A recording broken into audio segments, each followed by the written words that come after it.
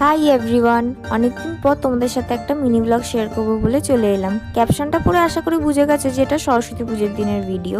তো সেদিনকে সকালবেলা ঘুম থেকে উঠে আমি রেডি হয়ে চলে গিয়েছিলাম ইয়াসদের বাড়িতে। আর গিয়ে দেখছি যে ইয়াসের মা মানে রিমা আন্টি সব পুজোর লাস্ট ফিনিশিং জোগাড়জাত রেডি করে দিচ্ছে, যাতে ঠাকুরমশাই এলেই পুজো বসতে পারেন, শুরু করে দিতে পারেন। আর ঠাকুরটাকে খুব সুন্দর দেখতে লাগছিল। আর ইয়াস যত বই আছে খাতা আছে ও নিজে সব ঠাকুরের কাছে দিয়ে দিয়েছে, যাতে না পড়তে বসতে লাগে, যদি সরস্বতী পুজোর দিনকে কেউ বসে না। কিন্তু সেই দিনকে ঠাকুরমশাই পুজো করানোর জন্য আসতে অনেকটাই লেট করে দিয়েছিলেন। আর আমরা আধ ঘন্টা বলতে গেলে বসেই ছিলাম, কিছু করার ছিল না। তারপর ঠাকুরমশাই এলো, এসে বসলো পুজোয়। আর আমাদেরকে বললো যে এবারে সবাই হাতে ফুল নিয়ে বসে পুষ্পাঞ্জলি দেওয়া হবে। তারপর ওনার পুষ্পাঞ্জলি আমাদেরকে দেওয়া করালো, খুব সুন্দরভাবে খুব ভালোভাবে পুজোও করিয়েছে, তার সাথে পুষ্পাঞ্জলিও দেওয়া করিয়েছে আমাদের সবাইকে।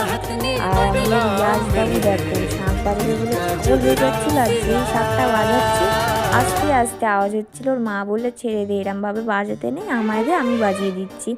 তারপর ও আর কি বলবে, কিছুই না বলে ও চুপ করে বসেছিল। তারপর ঠাকুরমশাই ভালোভাবে আরতি করে দিচ্ছিল পঞ্চপ্রদীপ দিয়ে ঠাকুরকে। আর সব মালা ফালা পরিয়ে ঠাকুরটাকে খুব সুন্দর দেখতে লাগছিল। আর আমরা ওই দেখো আরতির তাপ নিয়ে নিচ্ছি, ইয়াসও ভালোভাবে নিয়ে নিচ্ছে।